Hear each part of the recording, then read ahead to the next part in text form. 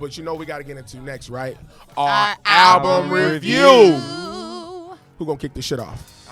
Gonna kick it actually, it's listed for you, but shit, I guess I'll kick it off. Coming to us live. Yes. Oh. The iconic. What? He is iconic.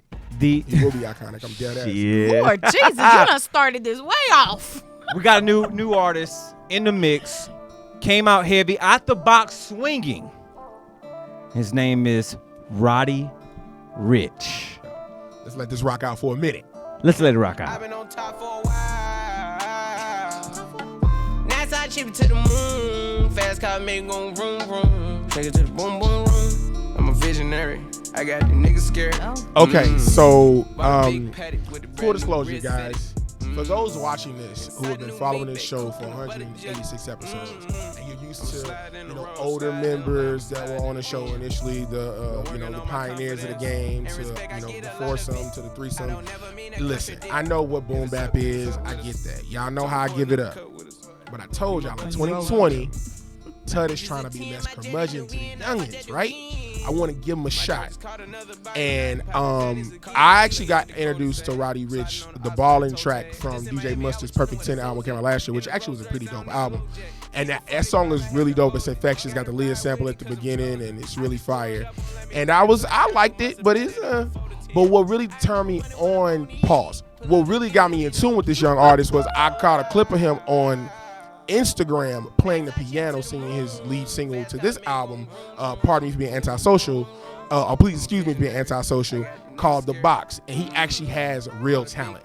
So I downloaded the album and put it on, and I really fuck with it. I like it a lot. It's a dope album. It's full of melodies. His voice inflection, it can get a little repetitive. That's my only takeaway, but I really like the bags he's in. He jumps in between that singing and rapping, but the melodies and the things that he can do with his voice, and the talent that he possesses, he's gonna be around for a while. And to say that his album came out a couple weeks ago, it's actually back to #1, beating Justin Bieber this week. The Yummy single, that's ass. Box is #1, and the album is slated to sell another 100,000 copies, which is crazy for a new artist to get back into the top 2 on Apple iTunes and the charts or whatever. So salute to Roddy Ricch. I actually think it's a pretty dope album. I recommend it to G. I think G doesn't like the album. I don't know what Layla thinks, but I'm telling you right now, okay. So let's go with Layla first. We're gonna book in this. Why? Okay, go with G then. G, what's up? What you think? Sure. Yeah, go ahead, do that. All right, so this is where I'm gonna go with this. I'm scared. First and foremost, shout out to you, young man, for putting together a project to speak forward to who you are and what you are. And I think that you have ridden the wave in the best way possible. Mm-hmm. I think this album fits with today's music and time. I think all 16 tracks, roughly a 45-minute play. I think it's like 43 and some change. But all 16 tracks, they give you exactly the feel of rap music in 2020. And there's no misses, even down to the guest features that he has on here, from Gunna to Lil Durk, Ty Dolla $ign. He's not missing at all. And it's a complete body of work. Now, my concern or challenge is that I think it speaks to those others who are riding the wave. And that's where I want more from him. Okay. I want from him, and I know you don't like this. Mm-hmm. That's my preface. I'm gonna preface this shit. Okay. I want from him similar to what I got from YB and Cordae, which was, you're a young dude in the game, but you almost sound like you could have came out in the early 2000s with some of the hip hop artists that are revered now. Mm-hmm. I don't get that from Roddy Ricch, but I'm not supposed to, because he's an artist. So I have to respect where he is. I just have my own personal desires. Of the 16, and I'll get into my BIPA later, there's a good 5 or 6 that I'm fucking loving from this album. Later, what you think? I'm actually very shocked and surprised that these two, to the left and right of me, are into this album. and I am probably the one in the group that is kind of like, with the album, you know, like this Not is you.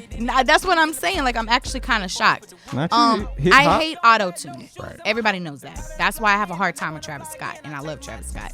I don't like that he uses.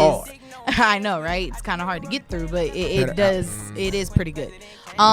This album, the first time I listened to it, I was irritated, like off the bat. I was like, oh my God, if this boy is off key singing with that auto tune, and then he over here off beat on two of these tracks, and he don't even come in the pocket clear enough for me. I was irritated, turned it off, right?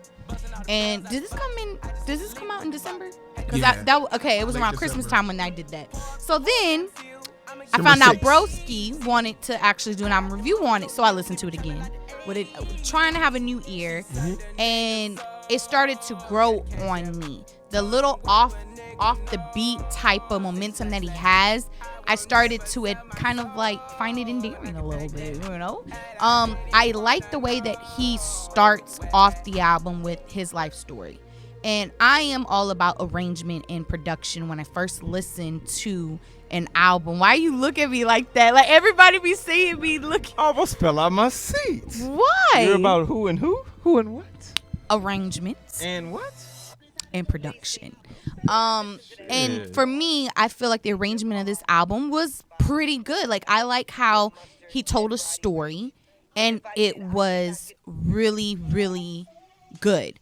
And with that, we got to know more about him, and then we started to unpeel the layers. And when we undid the layers of what Roddy Ricch has and understanding why he's antisocial, it was kind of that moment where I feel like, oh, I got a friend who's, talking to me through the beats.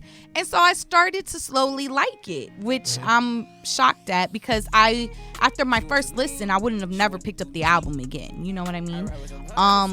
But he shocked me, and I liked that shock a little bit. Granted, I thought he was gonna come in the game like a YB and Cordae with a little bit more swag, but he didn't give me that. And I only say that because Nip did kind of co-sign for him a little bit by having him featured on his track. So I was expecting a certain level of rapping ability, but I mean, it was cool. Well, so I think Rowdy sits in a space that he's gonna be. I feel like he's gonna be great for hooks. I feel like, but the thing I like about Rowdy is, one, he writes his music. I like how he looks at me every time. He writes his music, which I think is dope. I mean, the concepts are the concepts. I mean, he's a gaming out of LA. It is what it is. But and he's clever. Like, the hook on this song is hilarious. The one with Ty Dolla $ign called Backseat. There are several tracks on her that I really rock with heavy. I think the whole album is completely digestible. 16 tracks with, I think, one interlude, but you're talking 43 minutes. That is something these new kids got in their pocket. They do these short songs, which I don't necessarily like. The thing that saves Rowdy from that is a lot of his tracks have a very similar sound to them, so it kind of all flows. So in an essence, it sounds like 43 minutes of a very similar situation that is broken apart by different features and a cadence change here or there, but the beats are kind of in that same space. In that same. It saves them for me, because I hate short tracks. I feel you, but God damn, man. I mean, I get the repetitive nature of it. Like, I get that. That's the first thing. God damn, Roddy. You like something that he don't like? The problem, so talk about the challenges, right? Okay. So talking about production, I like the fact that we're kind of picking apart each piece of the album. Right. On the production side, I understand when you pair with a particular producer, you build some content, and this is what you get. So you expect it to be harmonious, right? You expect things to be very parallel. Yeah, the vocab, I'm pulling it all out today. I see. However, it's literally like, the nigga was like, yo, fuck it, we're gonna use the same drums, we're gonna use the same pads, we use the same everything. Add an 8-bar loop to this bitch and drop this, it's another track. And that's the part that irritates the fuck out of me, because you have stuff like the intro and the box, which sound good from one to the other, and then Start With Me just fucks it up with Gunna, and then I'm back to Perfect Time or Moonwalking with Lil Durk. I hate so that it's like a song. roller coaster for me because it's so monogamous throughout this fucking album, and I need more. I need a challenge. And God, I'm not mad at you expecting more from this Yeah. artist, but because here's my thing. Here's what I'll say, right? regardless, I want more. Regardless of what your BIPA is or whatnot, the one thing that I can appreciate about both of you guys is by wanting more, you're at least acknowledging the talent. So you like what they say and when you say when you work in corporate America, or what your teachers say, I push you because I know you can do better because I care about you. You're saying, look, I sense that there's talent there. I want to see you do more. Now, if he gives me album number 2 and it sounds like this, we got a point. This Ballin' and the song that Nipsey featured I'm on, like when I heard that song, I heard Ballin', I knew what bag I was going to be in, right? And I didn't expect anything different. Sure. With YB Cordae, I wasn't as familiar, so when I got that album, I was like, oh shit. But with him, I kind of had a pre-laid expectations. I got a preamble before I got to the actual book, a preface, so I knew what I was getting. And I went in with that mindset. If I hadn't heard that, I might have been a little more curmudgeon to the album. So I'll just say this. And I'll start my review off. I really do rock with the album.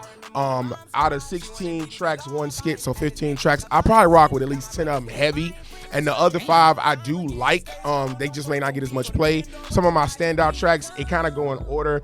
I mean, I like Boom Boom Room. It's fucking fire to me. I am mad that Ballin' is not on here, but I love the skit after that. High Fashion with DJ Mustard is dope. I like Backseat. Of course, I like the intro and I like the box, and there's some other ones too. But all in all, I think this album is dope. I give it a solid, for a first project, young guy, I give it a solid 4 mics. 4 out of 5? I give it 4, 3.5. 3.5. I'll take that back. 3.5 out of 5. I'm pull a ring and get up right now. 3.5. Go ahead, do your thing. 3.5 out of 5. I think for an introductory project, putting it, knowing what bag I'm gonna be in, it's 3.5 mic out of 5.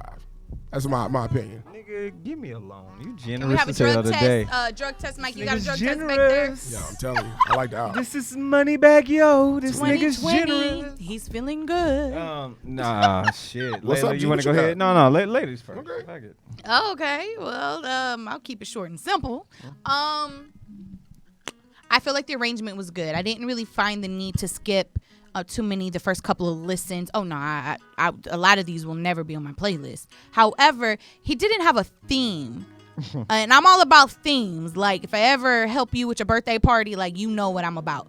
And for me, it was kind of refreshing, but it's also kind of frustrating because I wanted to go through the waves with him, right?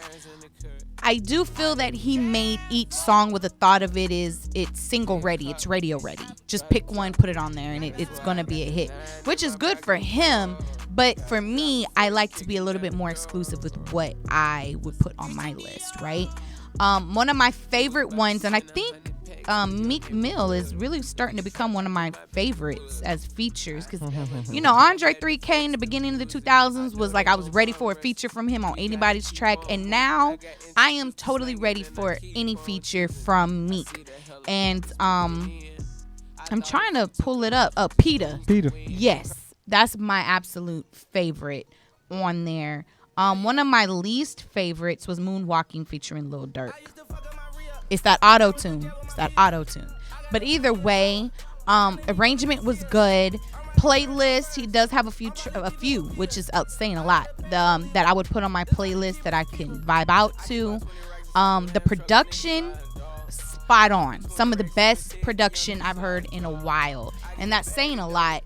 But overall, lyrical content, I think he has a great storytelling ability, and for that I appreciate it, especially coming from the eyes of a 21-year-old. And for a second, I didn't know where he was from because he kept saying mob ties, and he shouted out Houston one time, and I was just like, is he from Houston? And I don't know this, but no, he's from Compton, obviously. But overall, for this being a debut album, which is the first platinum album of the decade, first, and it's hip hop. So shouts out to him. I would rate this out of 10 a 6. And that's saying a lot because when I first listened to it, it was probably a 3.5 for I mean, out of 5 mics, that's about a 3. Nah, that's about a 2.5. That's a 3. If you do the math, that's a 3. Divide by 2, nigga. Yeah. 5.5 then. We'll go with 5.5. I'll give you 5.5. Oh, you lowered it. You should have That's said some that. shit. All right, real quick, because we're running out of fucking time. Bipper, bars, impact, production, playback value, and arrangement. I don't need to have the conversation about bars. Why not? Because they are in a non-existent. That shit, don't. He's clever, but Bars keep going. as in punchlines or like his he's ability to clever. rap. He's He very can clever. rap. Anyway, go ahead. No, it's Sorry, his it's Go his. ahead. Do your thing. Yeah, we can't. It's so cute though. I like to see y'all. Yeah. It's good. It feels. Yeah. This is. I like the collision we're having today. This is got good you. shit. But better call State Farm. I'm not. Let me say this. I'm biased to the well, not necessarily traditional hip hop, but I think I'm biased to artists who rap in this particular cadence and flow style. Okay. That it takes me a little bit longer to hear what the fuck they're actually saying, and have the content. Now moving over to impact, have the content that is relevant to my life. And I think I'm at a point in my life where some of the content may not be as relevant.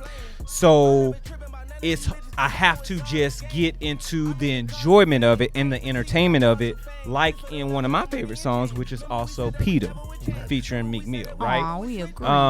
So there are things on here that I enjoy. Have you finished Impact yet? Have I finished Impact? Have you finished going? I mean, you're going through Bipper. Have you done Impact? No, I'm still there. Okay, keep going. So one of the things I enjoy about this artist specifically was Box, and I referenced it because the first time I heard the goddamn song, I was on Instagram. And some dude was wiping a window, that shit's and the hilarious. producer looked at him and was like, "Keep that shit going." And it was just, and I died laughing. So there's humor tied to it at this level of entertainment. So that allowed me to walk into this with some type of light. And I was like, okay, this is gonna be an entertainment album. It's gonna make me laugh. I'm gonna have fun with this, and I get part of that. So I enjoy the impact that this album gives me from that perspective, not from it matches my lifestyle perspective. Now I'm done with impact. Okay. Now I'm moving into production, right?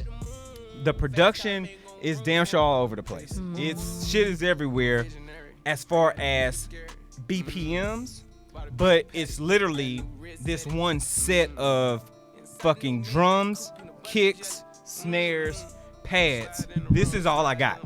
Right, and it's all being played with, so that's kind of how I feel. However, there are things like High Fashion that go fucking hard. The intro goes hard. War Baby goes hard.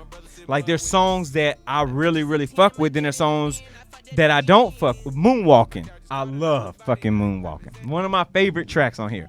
However, I don't fuck with Boom Boom Room. I don't fuck with Tiptoe, Prayers to Trap God, Roll the Dice, Backseat. Like there's segments where I'm like, shit, if this could have been 7 or 8 tracks, 9 tracks, this would have been a damn good album. So that's where I stand when it comes to production, which rolls me into playback value and arrangement. I'm having to skip around because the BPMs are so off, and there are pockets of the album that I don't appreciate. So when I look at my whole Bipper, out of 16 tracks, I'm going to give it a 10 out of 16. Dang, y'all rated really high.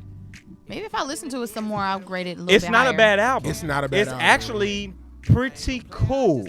It's hard for me to say Chill with the good auto-tune, because y'all. I'm holding on to good. It's pretty cool. Like I could rock with this if I remove, so the funny part, I printed out my goddamn list. I left the shit on the fucking printer because I was gonna do my write up on cam, but I left fucking list. But there's at least 8 or 9 tracks where I'm like, yeah, we could put these bitches together, remove the fat, and this would be a well-warmed Roddy Ricch opening. Not that it isn't already. Right. Yeah. I think it's a dope album, but I thank y'all for, we needed an album. This was one that I rocked with. You guys listened to it. I appreciate that. And you guys took to it. You had critiques, but I think that's good. You know what I'm saying? Nothing was said on this show to hate. It was all said out of just, constructive criticism. We all like parts of the album. We definitely like smaller albums. So I think sometimes artists can just fall into the trap of more is better, and actually sometimes less is more. But with that being said, that's our wrap up for Roddy Ricch. Yo, you know what I'm saying? So look, Y'all know what it is. DJ_King_Tut. You know what's up when I'm rolling up. You can find me. That's on Instagram, DJ King Tut 1. That's Twitter. You follow me, I follow back. Layla, where they find you at? You could definitely find me on all things social media at Layla_E1. Follow me and I will follow you back. You really follow me back? G, what's up? Anywhere online, Facebook, Instagram, Twitter, and Snapchat at G Hawkins. That's G Hawkins with the Z. And of course the show on Patreon's patreon.com/Boom Bap Official. And if we don't say shit else, we say, remember this. Rap minus lies equals hip hop, and that's that boom bap. See y'all next time, folks.